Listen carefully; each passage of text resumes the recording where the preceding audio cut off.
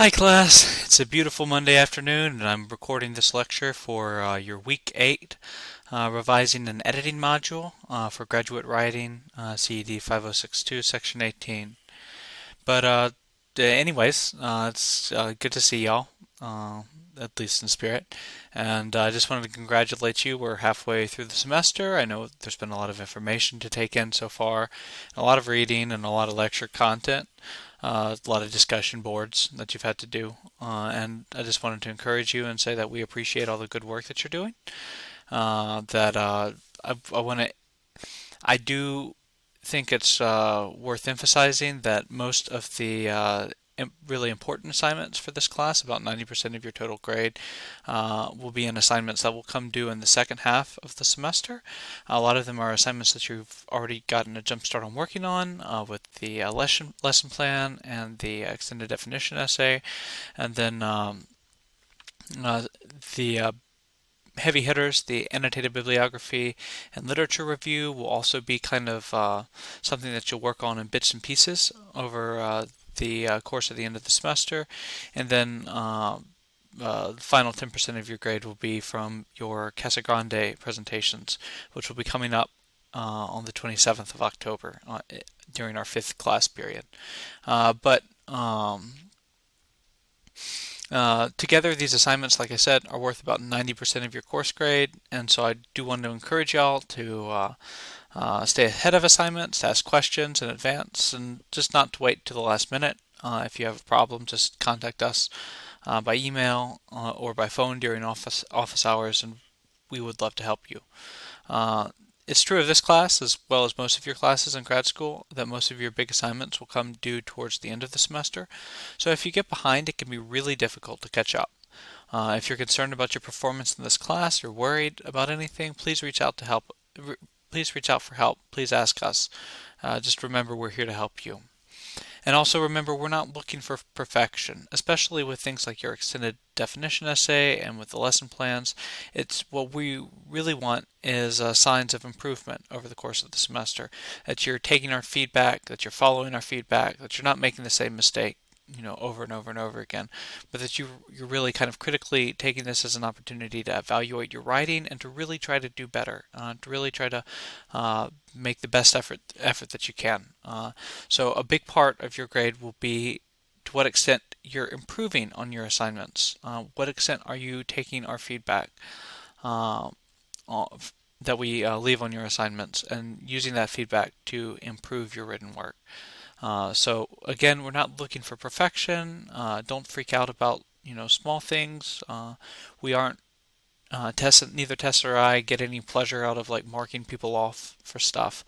We're just here to help you, and we want this class to be mostly a safe place where you can make mistakes, and uh, we won't come down hard on you.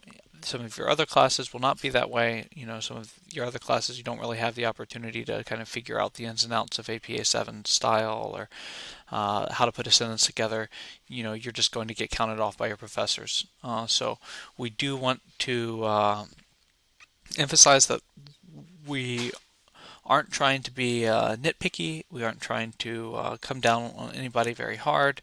We're just we just want to see improvement. We want to see effort in between assignments, especially on assignments where you get to submit multiple drafts, like the lesson plan and the extended definition essay. We want to see you take our feedback and really run with it. Okay, so um, anyways, uh, let's talk about how to revise your work and then how to edit and proofread. I'm going to pull up this presentation. Sorry. Present. Okay. I hope everybody can see that totally fine. This is the module that we're going to be discussing the editing and revision process. Um, I don't know about you, but I really hate rereading my written work most of the time. There isn't much that I find more painful than going back and reviewing an essay that I wrote maybe for a class a while ago and seeing all the things that I would have done differently or should have done differently. What's even worse is catching typos. If you have, I'll read my old work or an old email or an old essay and think, gosh, I made all these mistakes. I made all these typos. So it's just personally speaking, I have never enjoyed the editing process because the editing and revision process means coming face to face with your mistakes, with things that you thought you had already fixed that aren't fixed. It means taking an honest look at your own writing and the quality of your own writing and thought, and making changes and reevaluating things. Um, so I totally understand why students often like to skip this test, the step, because it's almost physically painful for me to revisit past essays that I've written for schools or past stories. I'm always finding stupid typos or garbled sentence structures, and it kills me that I can't go back in time and fix it. So because once you submit an assignment, it's basically frozen. You can't make any other changes to it. You kind of want to find those typos, want to find those errors, want to find those deficiencies in your structure from the very beginning. You don't want to have to, wait until your essay comes back with red marks all over it to find out all the things that you did wrong.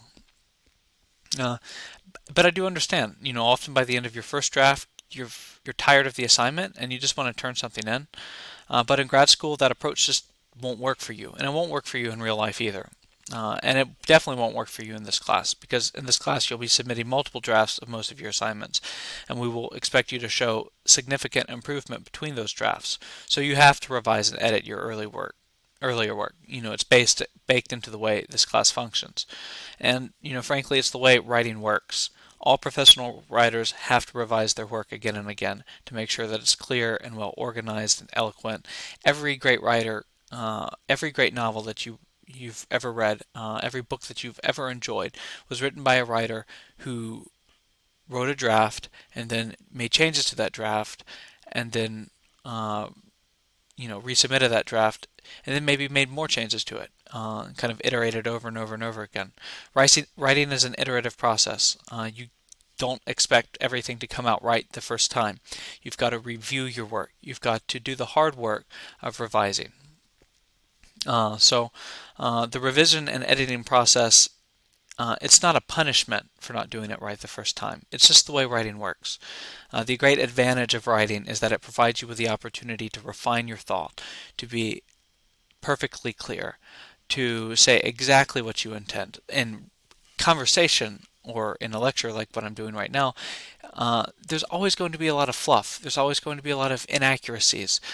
There's always going to be a lot of repetition and redundancy, because we can't edit what we say. It's just once we say it, it goes out into the ether. With writing, you get to look at what you just did. You get to look over a paragraph that maybe you just spent an hour drafting and make changes to it that make that paragraph even better, even clearer for your reader. And a paragraph that will please your professor even more. So let's talk about things. So here's our agenda. We're going to talk about the importance of editing and revising your papers, your written works. We're going to talk about the differences between revision and editing, how those are different processes. They're not the same thing. We're going to talk about some common excuses for not revising and editing. We'll talk about the revision process and the editing processes separately, and then we'll go over a few reminders for week 8. Just to let you know what's due. You've got a number of things coming due, and you've got a lot of important assignments on the horizon. I don't want y'all to fall behind. Like I said before, it's very difficult to catch up once you do fall behind. We'll just talk about some of the things that are due in week 8. Okay, so I do hear common objections from time to time from students about revising and editing their papers. I hear these common objections in my own head from time to time when I have to go back and revise something. These are probably the two big reasons I hear from students why they don't revise their work.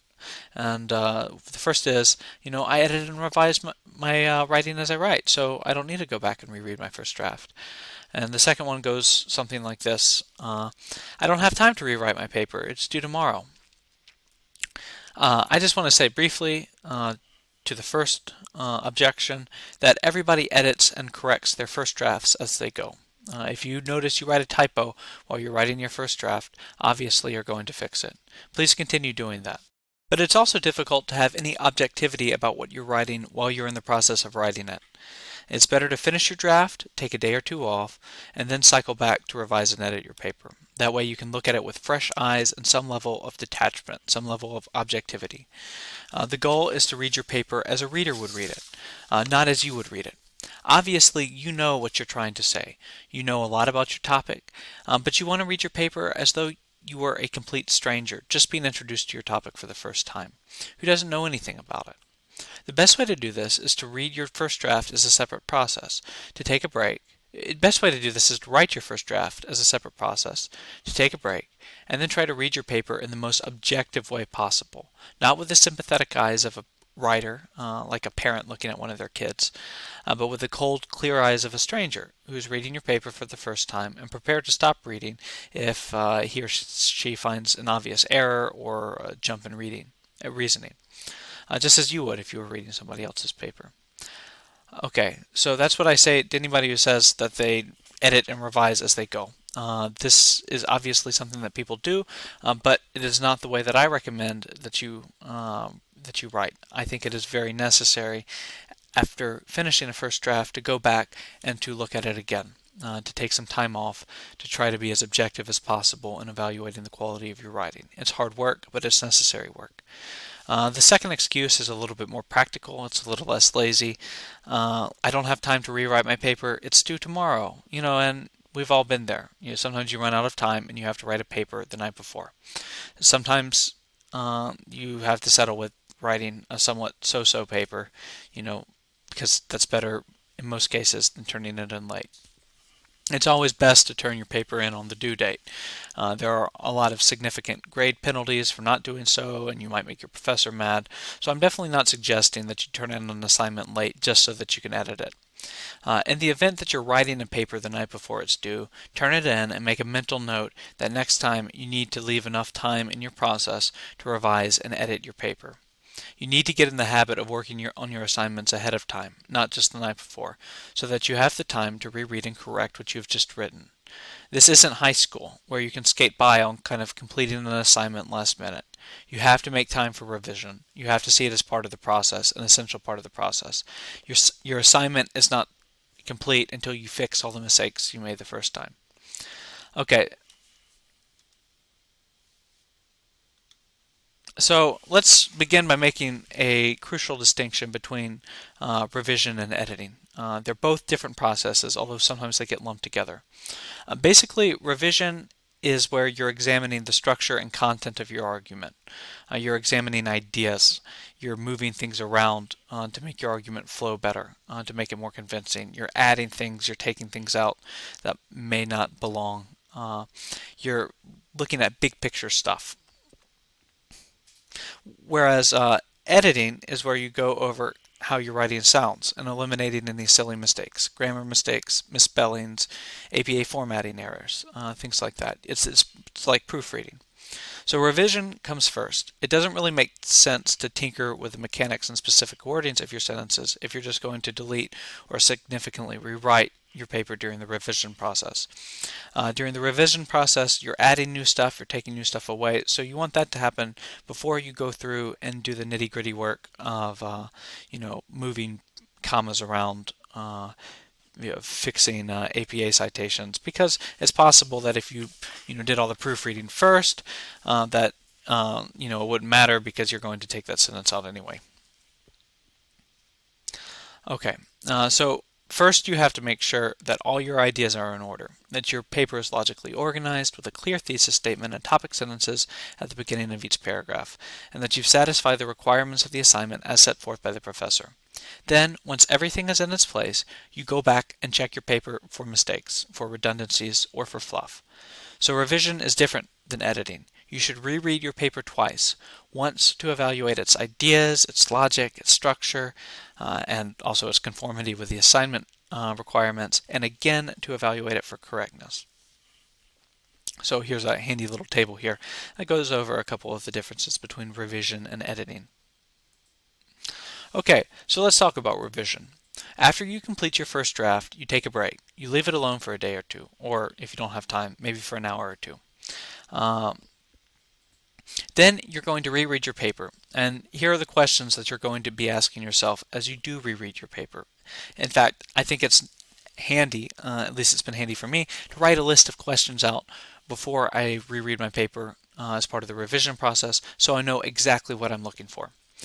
First and most importantly is, does this paper satisfy the requirements of the assignment as specified by my professor?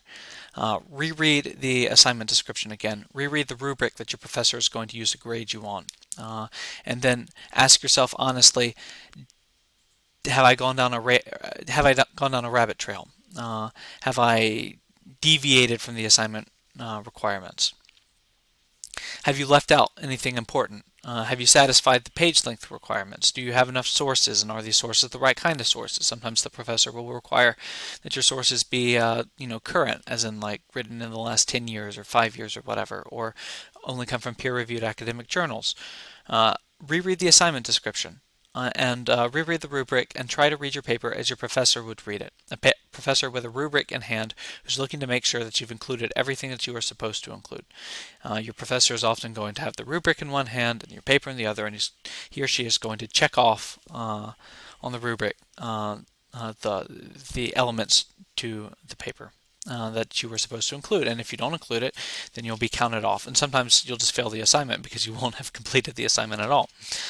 The next thing that you need to ask yourself is, do you have a clear, focused thesis statement? Make sure that you've written a clear thesis statement. We went over this, I think, week 4, but we'll go over it again. Your thesis statement should be specific. It shouldn't be open-ended. It should take a stand. It should be supported by the evidence and examples you've assembled in the body of your paper. Basically, you need to have a clear, focused thesis statement, and you need to make sure that it's that your professor is going to be able to identify it close to the beginning of your paper. Second, is my thesis defended? Do I defend my thesis statement with clear evidence and good sources? Does everything in my paper relate back to the thesis statement in one way or another? Do I address potential objections to my argument in a compelling way? Remember, one of the things you'll be learning in Grafenberg-Birkenstein is how to paraphrase your opponents, how to bring up opposing arguments in a way that's fair, and yet counter them with your own reasons. As you revise your paper, you need to be asking yourself constantly, how does this section or paragraph or sentence contribute to the argument that I'm making? Does this part provide evidence or background or address potential counter-arguments to my thesis?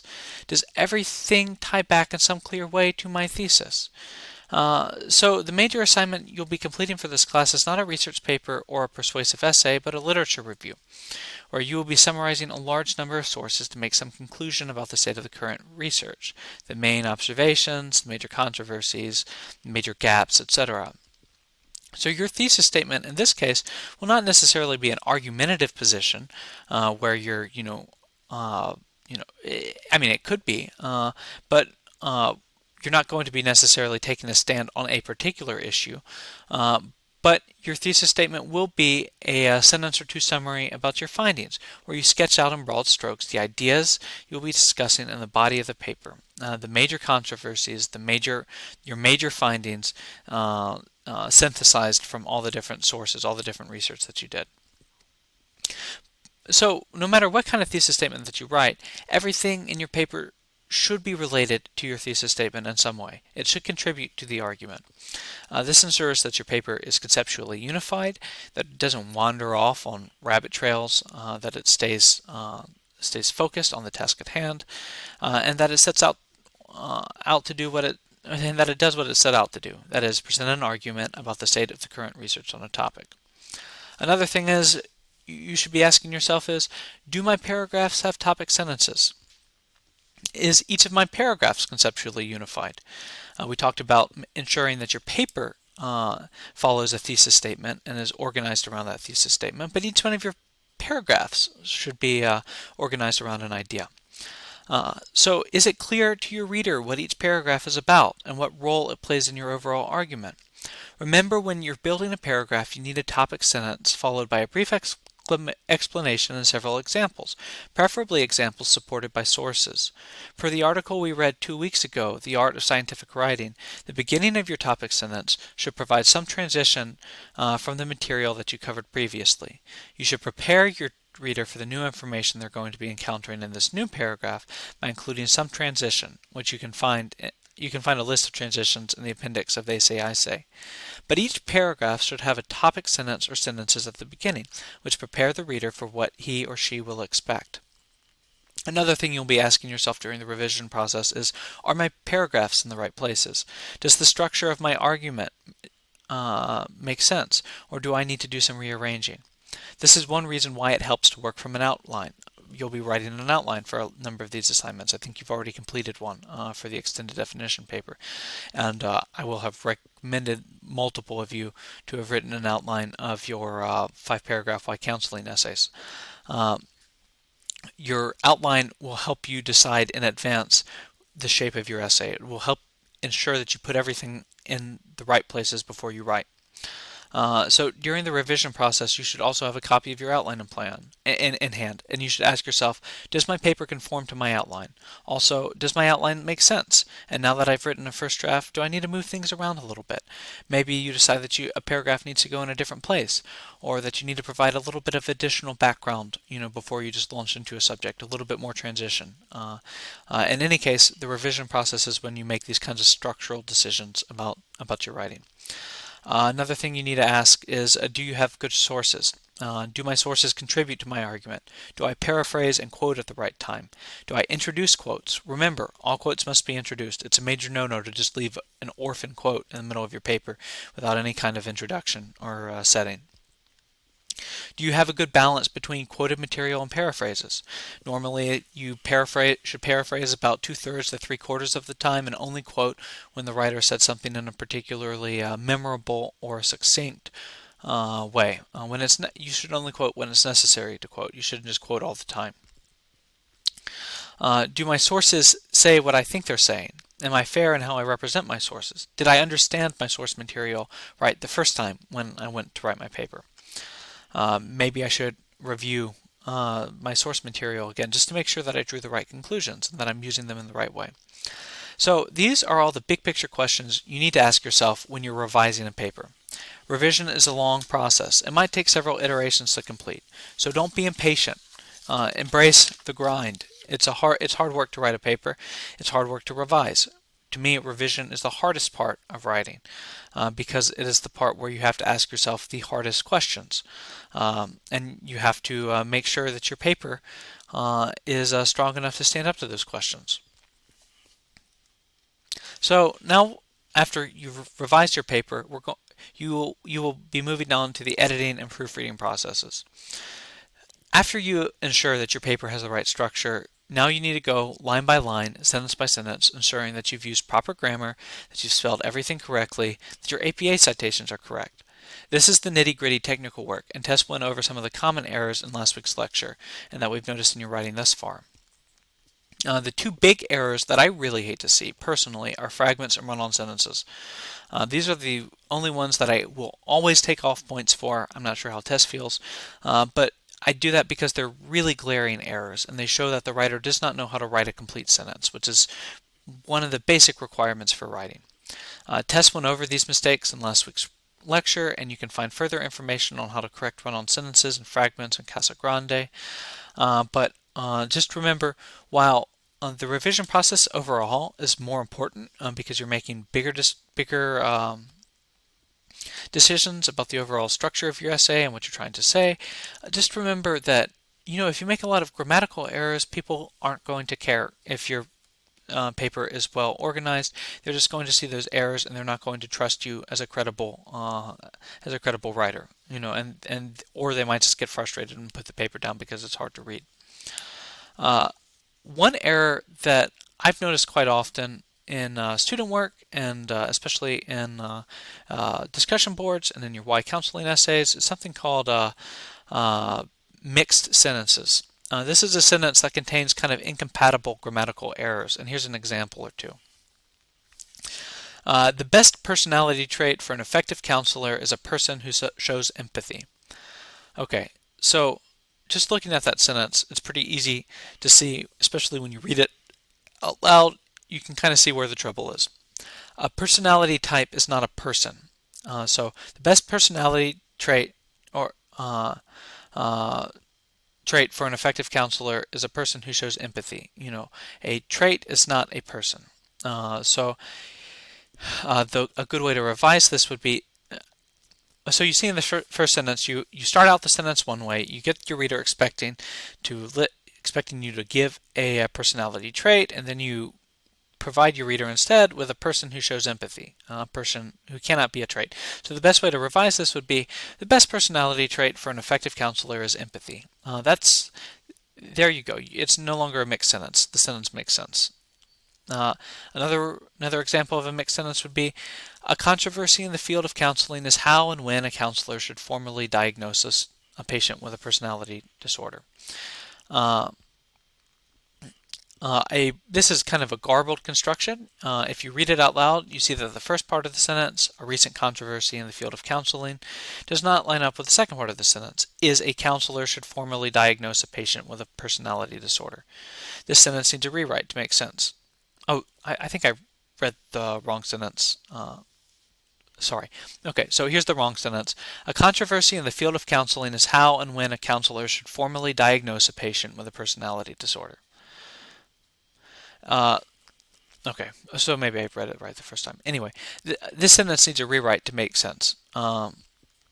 The rewrite might look something like, the question of how and when a counselor should formally diagnose a patient with a personality disorder is controversial in the field of behavioral health. And then finally, here's another one. By demonstrating that early intervention is essential to positive clinical outcomes for troubled children is how Taylor argues for the necessity of counselors in schools. By demonstrating is how it doesn't work. It's two separate grammatical templates that have been jammed together in a way that sounds and looks clumsy. It just sounds and looks incoherent. So finally, the way that you might revise this is, by demonstrating that early intervention is essential to positive clinical outcomes for troubled youth, Taylor argues for the necessity of counselors in schools. You no longer have this ugly by demonstrating ... is how Taylor argues. This second sentence is much better because it's grammatically coherent and it sounds better too. So that's something I would look out for. It shows up in a lot of your papers so far, mixed sentences where a sentence will start out one way and promise one kind of, make your reader expect one kind of conclusion, and then it'll go off in a completely different direction and it won't make any sense and it'll sound kind of garbled. A good way to fix this is simply by reading your sentences out loud and by paying close attention to each sentence in your paper. Okay, so we've already talked a great deal about the specific errors that crop up in student writing, and Casagrande talks about them as well, so I won't belabor the point. But three things you must do during your editing process is read your paper. The three things you must do during your editing process are,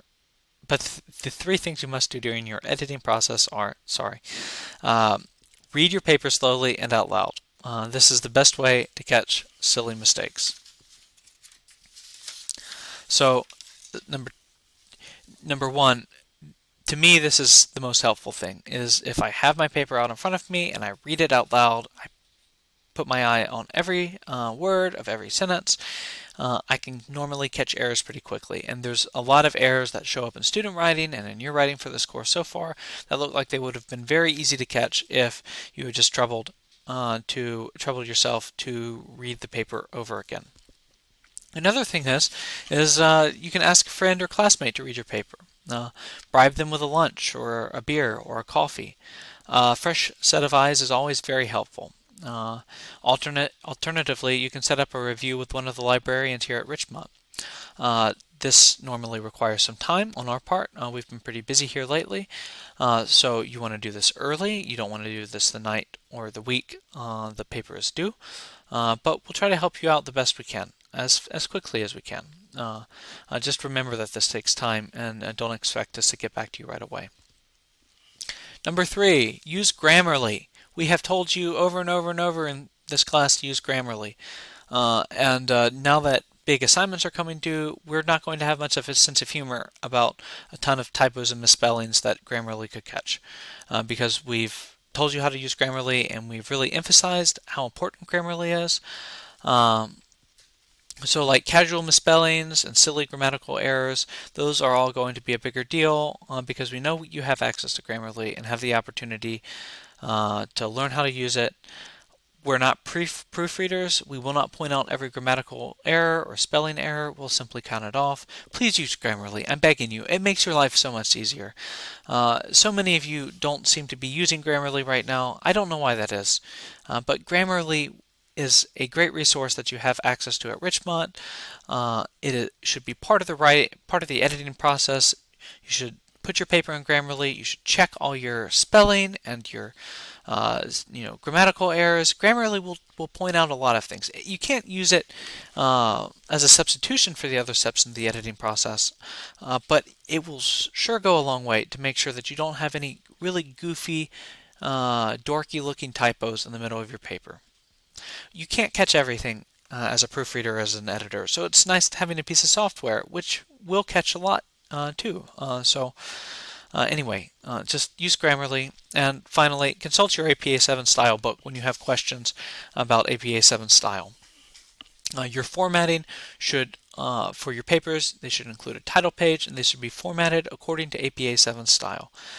This is important in this class and it's important in your other classes as well. So, that about wraps up this week's lecture. Good work. Thanks for sticking in there with me. For putting up with me for half an hour. Just for review, this week you need to watch the lecture, you need to read your assigned chapter from Graf and Birkenstein and Casagrande. I've also included a brief article on mixed constructions for your review, just so you get a little bit more of an idea of what those are. Then, after you've completed the lecture and you've completed the reading, I want you to complete discussion board 6, where you'll have practice revising your extended definition paper. Remember, your second draft of the extended definition paper will be due at the end of this week, October 12th, so the discussion board should give you some good practice for editing this paper. In fact, that's what you'll be doing on the discussion board. You'll be practicing editing this paper. Your extended definition paper second draft is due at the end of this module. Your discussion board 6 is due at the end of this module. The second draft of your Y counseling essay, the lesson plan, will be due at the end of week 9, so not this week, but the end of next week. That's something that's coming up. Another thing you need to do this week is you need to choose which chapters to present for your Casagrande presentation, which is due in class on October 27th. You may sign up in this module. There should be a link in the module introduction where you can sign up, or you can just email us. Go to the checklist in the module. You'll see which chapters are taken, which chapters are available. This exists so that you can so that multiple students don't choose the same chapter to present on, and you can either edit the table in the module to add your own name next to the chapters that you want to present on, or you can email one of us if you can't figure out how to do that, and we will add you in to your name to the table. This Casagrande presentation will be 10% of your grade, and basically you'll be presenting on a couple chapters or a chapter from It Was the Best of Sentences, It Was the Worst of Sentences from your textbook. Anyway, good luck on your work. I can't wait to see the second drafts of your extended definition paper. Your first drafts will have been due, I guess, last week, and we will try to get you comments back as soon as possible so that you can complete the second drafts of your paper. Anyway, I hope you're well. Good work, and we'll see you soon.